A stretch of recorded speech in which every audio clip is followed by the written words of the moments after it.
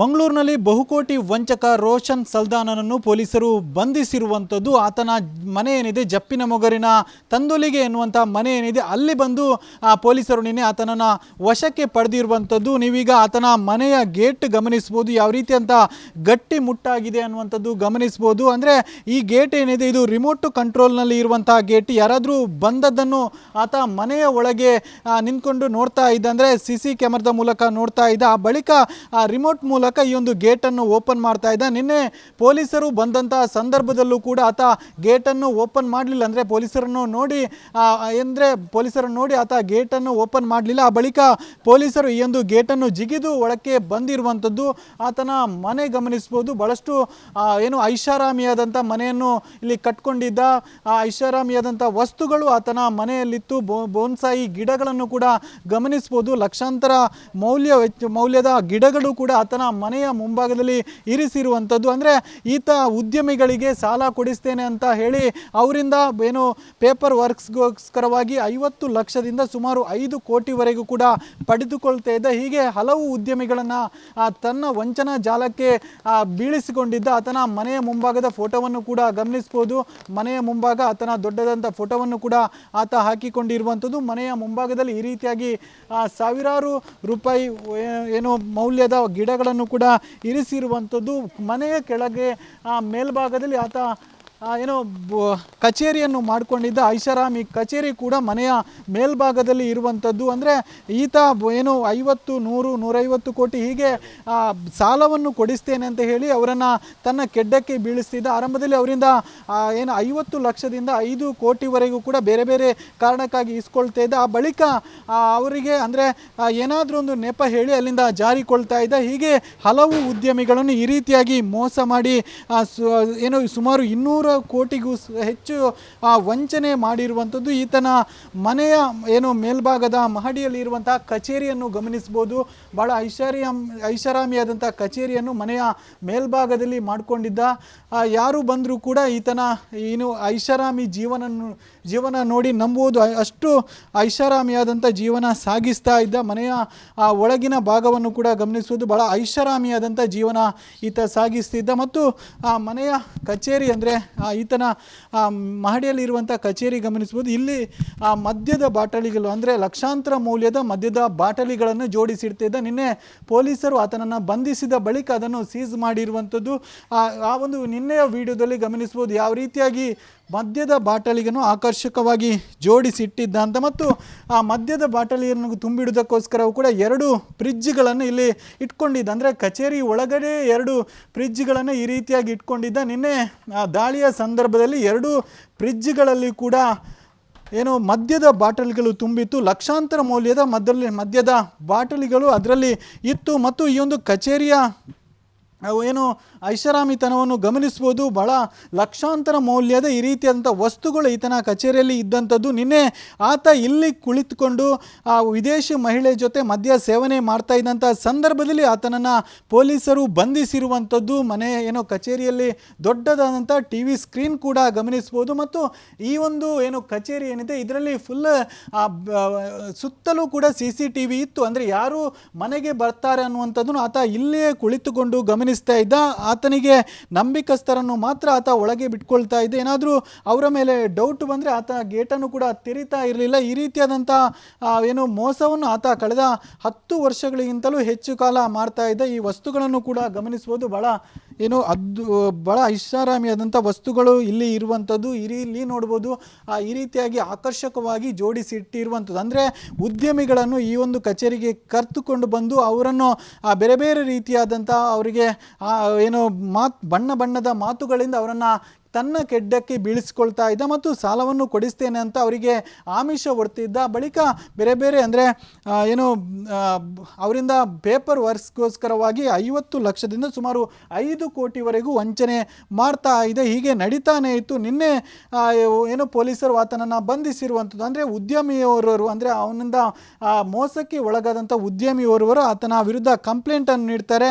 ಹೀಗಾಗಿ ಆತನನ್ನು ಬಂಧಿಸಿರುವಂಥದ್ದು. ಬಂಧಿಸಿದ ಬಳಿಕ ಆತನ ಈ ಒಂದು ಕರ್ಮಕಾಂಡವನ್ನು ನೋಡಿ ಪೊಲೀಸರೇ ಬೆಚ್ಚಿ ಬಿದ್ದಿರುವಂಥದ್ದು. ಅಂದರೆ ಐಷಾರಾಮಿ ಕಚೇರಿಗಳು, ಏನು ಲಕ್ಷಾಂತರ ಮೌಲ್ಯದ ಮದ್ಯದ ಬಾಟಲ್ಗಳು ಕೂಡ ಆತನಲ್ಲಿ ಇತ್ತು ಮತ್ತು ನಿನ್ನೆ ವಿದೇಶಿ ಮಹಿಳೆ ಜೊತೆ ಮದ್ಯ ಸೇವನೆ ಮಾಡ್ತಾ ಅಂತ ಸಂದರ್ಭದಲ್ಲಿ ಆತನನ್ನು ಬಂಧಿಸಿರುವಂಥದ್ದು. ಮತ್ತು ಆತ ಪೊಲೀಸರು ಏನಾದರೂ ಬಂಧನಕ್ಕೆ ಬರ್ತಾರೆ ಅಂತ ಆತ ಏನು ಮೊದಲೇ ಗೊತ್ತಿತ್ತ ಏನು, ಅಂದರೆ ಮುಂದಿನ ದಿನಗಳಲ್ಲಿ ನನ್ನನ್ನು ಪೊಲೀಸರು ಹಿಡಿಬೋದು ಅನ್ನುವಂಥ ಕಾರಣ ಗೊತ್ತಿತ್ತೋ ಏನೋ. ಹೀಗಾಗಿ ಆತ ತನ್ನ ಮನೆಯ ಒಳಗೆ ಹೈಡ್ ರೂಮ್ಗಳನ್ನು ಕೂಡ ಮಾಡ್ತಾ ಇದೆ. ಈ ಒಂದು ಇದನ್ನು ನೋಡುವಾಗ ಗಮನಿಸ್ಬೋದು, ಇದು ಏನು ಕಬೋರ್ಡ್ ರೀತಿಯಲ್ಲಿ ಇದೆ. ಆದರೆ ಇದನ್ನು ಓಪನ್ ಮಾಡಿದಾಗ ಇಲ್ಲಿ ಹೈಡ್ ರೂಮೇ ಕಾಣಿಸಿಕೊಳ್ಳುವಂಥದ್ದು ನೋಡ್ಬೋದು ನೀವು. ಇದರ ಒಳಗೆ ಯಾವ ರೀತಿಯಾಗಿ ರೂಮ್ನ ಸೆಟಪ್ ಮಾಡಿದ್ದಾನೆ ಅಂತಂದರೆ, ಆರಂಭದಲ್ಲಿ ಬಂದಾಗ ಇದು ಬಟ್ಟೆಗಳನ್ನು ಜೋಡಿಸಿ ಇಟ್ಟಿರುವಂಥದ್ದು ಅಂತ ಗೊತ್ತಾಗ್ಬೋದು. ಆದರೆ ಇದನ್ನು ತೆರೆದಾಗಲೇ ಗೊತ್ತಾಗ್ಬೋದು ಇಲ್ಲೊಂದು ಹೈಡ್ ರೂಮ್ ಇದೆ ಅಂತ. ಅಂದರೆ ಆತ ತಪ್ಪಿಸಿಕೊಳ್ಳುವುದಕ್ಕೋಸ್ಕರವಾಗಿ ಈ ರೀತಿ ಮನೆಯ ಒಳಗೆ ಈ ರೀತಿಯಾದಂಥ ಸೆಟಪ್ಗಳನ್ನು ಕೂಡ ಮಾಡಿಕೊಂಡಿದ್ದ. ನೋಡ್ಬೋದು ಇಲ್ಲಿ ಯಾವ ರೀತಿಯಾದಂಥ ಕೋಣೆ ಇದೆ ಅಂತ. ಹೊರಗಿಂದ ಬಂದಾಗ ಇದೊಂದು ಕೋಣೆ ಇದೆ ಅನ್ನುವಂಥದ್ದೇ ಗೊತ್ತಾಗೋದಿಲ್ಲ. ಆ ರೀತಿಯಾದಂಥ ಸೆಟಪ್ಪನ್ನು ಆತ ಮನೆಯ ಒಳಗೆ ಮಾಡಿಕೊಂಡಿದ್ದ. ಮನೆ ಈ ರೀತಿಯಾದ ಎರಡು ಹೈಡ್ ರೂಮ್ಗಳನ್ನು ಕೂಡ ಮನೆಯಲ್ಲಿ ಮಾಡಿಕೊಂಡಿದ್ದ. ಅಂದರೆ ಏನು ಪೊಲೀಸರು ಬಂದರೆ ಏನು ತಪ್ಪಿಸಿಕೊಳ್ಳುವುದಕ್ಕೋಸ್ಕರ ಈ ರೀತಿಯಾದಂಥ ಹೈಡ್ ರೂಮ್ಗಳನ್ನು ಆತ ಮಾಡಿಕೊಂಡಿದ್ದ. ನಿನ್ನೆಯೂ ಕೂಡ ಪೊಲೀಸರು ಬಂದಾಗ ಆರಂಭದಲ್ಲಿ ಆತ ತಪ್ಪಿಸಿಕೊಂಡಿದ್ದ. ಪೊಲೀಸರು ಆಮೇಲೆ ಆತನನ್ನು ಅಟ್ಟಡಿಸಿ ಹಿಡಿದಿರುವಂಥದ್ದು. ಒಟ್ಟಿನಲ್ಲಿ ಏನು 200 ಕೋಟಿಗೂ ಅಧಿಕ ವಂಚನೆ ಮಾಡಿದ್ದಾನೆ ಅಂತ ಈಗಾಗಲೇ ಪ್ರಕರಣ ದಾಖಲು ಆಗಿರುವಂಥದ್ದು. ಅಂದರೆ ಬೇರೆ ಬೇರೆ ಉದ್ಯಮಿಗಳಿಂದ ಈತ ಈ ರೀತಿಯಾಗಿ ಹಣ ಪಡೆದುಕೊಳ್ತಾ ಇದ್ದ, ಬಳಿಕ ಮೋಸ ಮಾಡ್ತಾ ಇದ್ದ. ಓರ್ವ ಉದ್ಯಮಿ ಏನು ದೂರು ನೀಡಿದ ಕಾರಣವಾಗಿ ನಿನ್ನೆ ಪೊಲೀಸರು ಬಂಧಿಸಿರುವಂಥದ್ದು. ಸದ್ಯ ಪೊಲೀಸರು ವಿಚಾರಣೆ ಮಾಡ್ತಾ ಇದ್ದಾರೆ. ಮತ್ತಷ್ಟು ಮಂದಿ ದೂರು ಕೊಡುವಂಥ ಸಾಧ್ಯತೆಗಳು ಕೂಡ ಇರುವಂಥ. ಒಟ್ಟಿನಲ್ಲಿ ರೋಷನ್ ಸಲ್ಡಾನನ ಈ ಒಂದು ಕಚೇರಿ ಗಮನಿಸುವುದು, ಅದ್ದೂರಿಯಾಗಿ ಕಚೇರಿ ಇಟ್ಕೊಂಡಿದ್ದ. ಸದ್ಯ ಪೊಲೀಸರು ಬಂಧಿಸಿ ಆತನನ್ನು ವಿಚಾರಣೆ ಕೂಡ ಮಾಡ್ತಾ ಇರುವಂಥದ್ದು. ಕ್ಯಾಮರಾ ಪರ್ಸನ್ ದಿವಾಕರ್ ಪದ್ಮುಂಜ ಜೊತೆ ದಿನೇಶ್ ಕಾಶಿಪಟ್ನ, ರಿಪಬ್ಲಿಕ್ ಕನ್ನಡ, ಮಂಗಳೂರಿನಲ್ಲಿ ಬಹುಕೋಟಿ ವಂಚಕ ರೋಷನ್ ಸಲ್ದಾನನನ್ನು ಪೊಲೀಸರು ಬಂಧಿಸಿರುವಂಥದ್ದು. ಆತನ ಮನೆ ಏನಿದೆ, ಜಪ್ಪಿನ ಮೊಗರಿನ ತಂದೊಲಿಗೆ ಎನ್ನುವಂಥ ಮನೆ ಏನಿದೆ, ಅಲ್ಲಿ ಬಂದು ಪೊಲೀಸರು ನಿನ್ನೆ ಆತನನ್ನು ವಶಕ್ಕೆ ಪಡೆದಿರುವಂಥದ್ದು. ನೀವೀಗ ಆತನ ಮನೆಯ ಗೇಟ್ ಗಮನಿಸ್ಬೋದು, ಯಾವ ರೀತಿ ಅಂತ ಗಟ್ಟಿ ಮುಟ್ಟಾಗಿದೆ ಅನ್ನುವಂಥದ್ದು ಗಮನಿಸ್ಬೋದು. ಅಂದರೆ ಈ ಗೇಟ್ ಏನಿದೆ ಇದು ರಿಮೋಟ್ ಕಂಟ್ರೋಲ್ನಲ್ಲಿ ಇರುವಂಥ ಗೇಟ್. ಯಾರಾದರೂ ಬಂದದ್ದನ್ನು ಆತ ಮನೆಯ ಒಳಗೆ ನಿಂತ್ಕೊಂಡು ನೋಡ್ತಾ ಇದ್ದ, ಅಂದರೆ CC ಕ್ಯಾಮರಾದ ಮೂಲಕ ನೋಡ್ತಾ ಇದ್ದ. ಆ ಬಳಿಕ ರಿಮೋಟ್ ಮೂಲಕ ಈ ಒಂದು ಗೇಟನ್ನು ಓಪನ್ ಮಾಡ್ತಾ ಇದ್ದ. ನಿನ್ನೆ ಪೊಲೀಸರು ಬಂದಂತಹ ಸಂದರ್ಭದಲ್ಲೂ ಕೂಡ ಆತ ಗೇಟನ್ನು ಓಪನ್ ಮಾಡಲಿಲ್ಲ. ಅಂದರೆ ಪೊಲೀಸರನ್ನು ನೋಡಿ ಆತ ಗೇಟನ್ನು ಓಪನ್ ಮಾಡಲಿಲ್ಲ. ಆ ಬಳಿಕ ಪೊಲೀಸರು ಈ ಒಂದು ಗೇಟನ್ನು ಜಿಗಿದು ಒಳಕ್ಕೆ ಬಂದಿರುವಂಥದ್ದು. ಆತನ ಮನೆ ಗಮನಿಸ್ಬೋದು, ಬಹಳಷ್ಟು ಏನು ಐಷಾರಾಮಿಯಾದಂಥ ಮನೆಯನ್ನು ಇಲ್ಲಿ ಕಟ್ಕೊಂಡಿದ್ದ. ಐಷಾರಾಮಿಯಾದಂಥ ವಸ್ತುಗಳು ಆತನ ಮನೆಯಲ್ಲಿತ್ತು.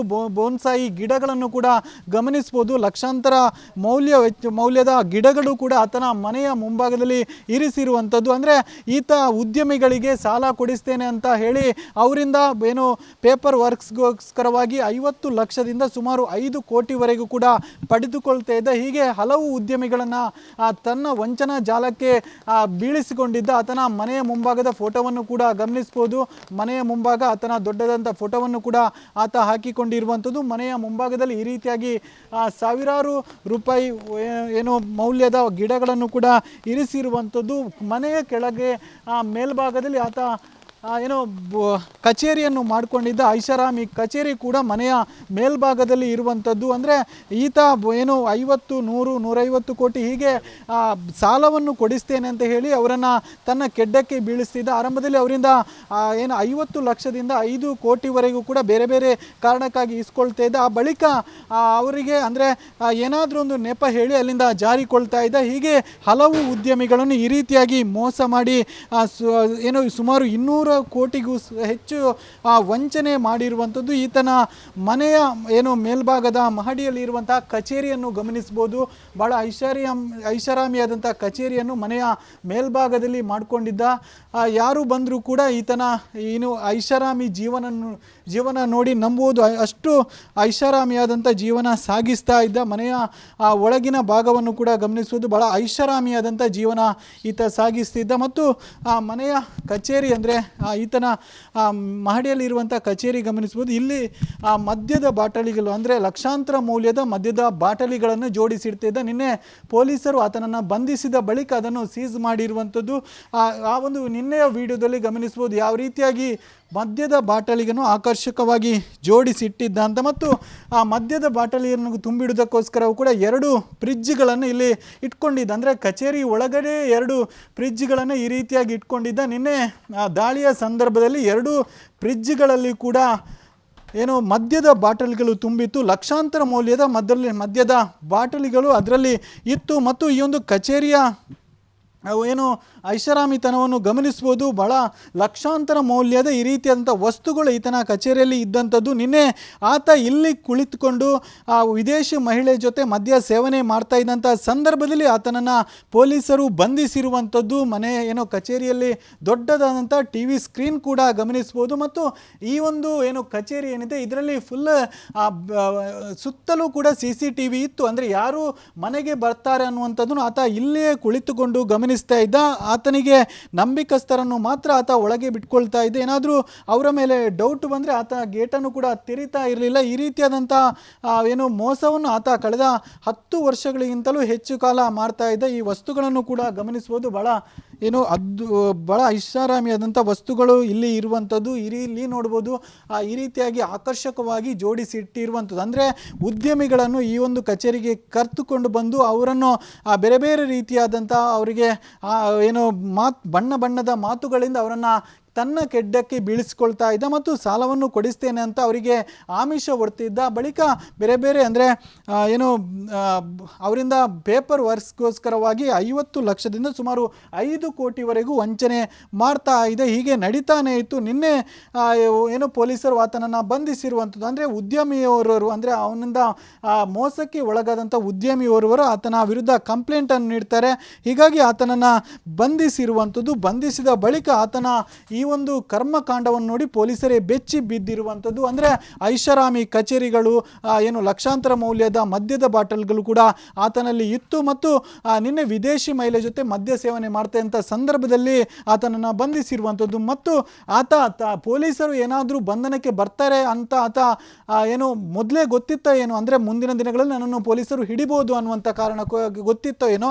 ಹೀಗಾಗಿ ಆತ ತನ್ನ ಮನೆಯ ಒಳಗೆ ಹೈಡ್ ರೂಮ್ಗಳನ್ನು ಕೂಡ ಮಾಡ್ತಾ ಇದೆ. ಇದನ್ನು ನೋಡುವಾಗ ಗಮನಿಸಬಹುದು. ಇದು ಕಬೋರ್ಡ್ ರೀತಿಯಲ್ಲಿ ಇದೆ. ಆದರೆ ಇದನ್ನು ಓಪನ್ ಮಾಡಿದಾಗ ಇಲ್ಲಿ ಹೈಡ್ ರೂಮೇ ಕಾಣಿಸಿಕೊಳ್ಳುವಂಥದ್ದು ನೋಡ್ಬೋದು ನೀವು. ಇದರ ಒಳಗೆ ಯಾವ ರೀತಿಯಾಗಿ ರೂಮ್ನ ಸೆಟಪ್ ಮಾಡಿದ್ದಾನೆ ಅಂತಂದರೆ ಆರಂಭದಲ್ಲಿ ಬಂದಾಗ ಇದು ಬಟ್ಟೆಗಳನ್ನು ಜೋಡಿಸಿ ಇಟ್ಟಿರುವಂಥದ್ದು ಅಂತ ಗೊತ್ತಾಗ್ಬೋದು. ಆದರೆ ಇದನ್ನು ತೆರೆದಾಗಲೇ ಗೊತ್ತಾಗ್ಬೋದು ಇಲ್ಲಿ ಒಂದು ಹೈಡ್ ರೂಮ್ ಇದೆ ಅಂತ. ಅಂದರೆ ಆತ ತಪ್ಪಿಸಿಕೊಳ್ಳುವುದಕ್ಕೋಸ್ಕರವಾಗಿ ಈ ರೀತಿ ಮನೆಯ ಒಳಗೆ ಈ ರೀತಿಯಾದಂಥ ಸೆಟಪ್ಗಳನ್ನು ಕೂಡ ಮಾಡಿಕೊಂಡಿದ್ದ. ನೋಡ್ಬೋದು ಇಲ್ಲಿ ಯಾವ ರೀತಿಯಾದಂಥ ಕೋಣೆ ಇದೆ ಅಂತ. ಹೊರಗಿಂದ ಬಂದಾಗ ಇದೊಂದು ಕೋಣೆ ಇದೆ ಅನ್ನುವಂಥದ್ದೇ ಗೊತ್ತಾಗೋದಿಲ್ಲ. ಆ ರೀತಿಯಾದಂಥ ಸೆಟಪ್ಪನ್ನು ಆತ ಮನೆಯ ಒಳಗೆ ಮಾಡಿಕೊಂಡಿದ್ದ. ಮನೆಯ ಈ ರೀತಿಯಾದ 2 ಹೈಡ್ ರೂಮ್ಗಳನ್ನು ಕೂಡ ಮನೆಯಲ್ಲಿ ಮಾಡಿಕೊಂಡಿದ್ದ. ಅಂದರೆ ಪೊಲೀಸರು ಬಂದರೆ ತಪ್ಪಿಸಿಕೊಳ್ಳುವುದಕ್ಕೋಸ್ಕರ ಈ ರೀತಿಯಾದಂಥ ಹೈಡ್ ರೂಮ್ಗಳನ್ನು ಆತ ಮಾಡಿಕೊಂಡಿದ್ದ. ನಿನ್ನೆಯೂ ಕೂಡ ಪೊಲೀಸರು ಬಂದಾಗ ಆರಂಭದಲ್ಲಿ ಆತ ತಪ್ಪಿಸಿಕೊಂಡಿದ್ದ. ಪೊಲೀಸರು ಆಮೇಲೆ ಆತನನ್ನು ಅಟ್ಟಡಿಸಿ ಹಿಡಿದಿರುವಂಥದ್ದು.